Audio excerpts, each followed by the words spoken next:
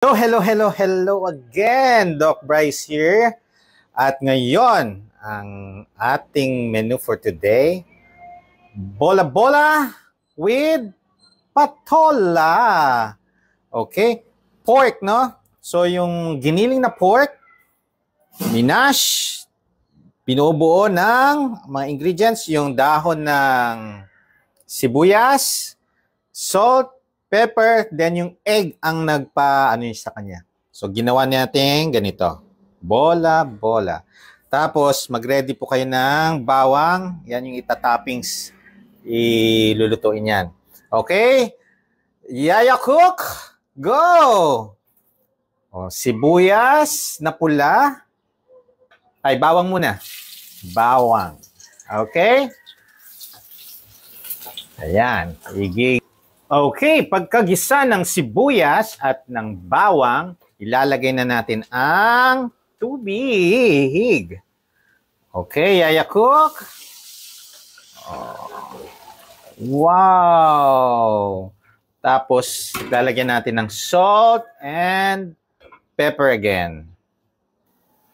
Pagka kumukulo na ang tubig, tingnan nyo kung yung asin na tunaw. So, pagka kumukulo na, itatambog na po natin ang pork bola-bola.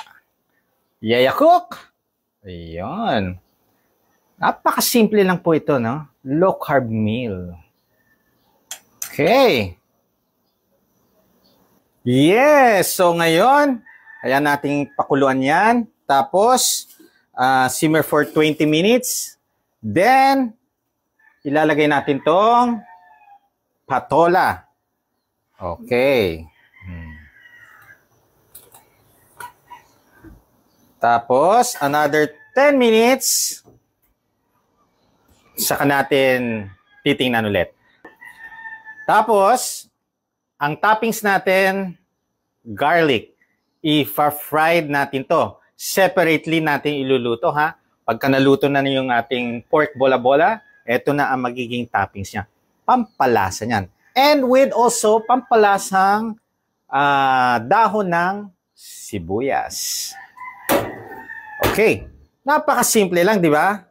Kaya, i-enjoy natin ang low carb meal. Kahit ganito lang yung, ganun lang yung mga ingredients, solve na tayo dyan. Always, mag-invent. Marami po tayong may invento.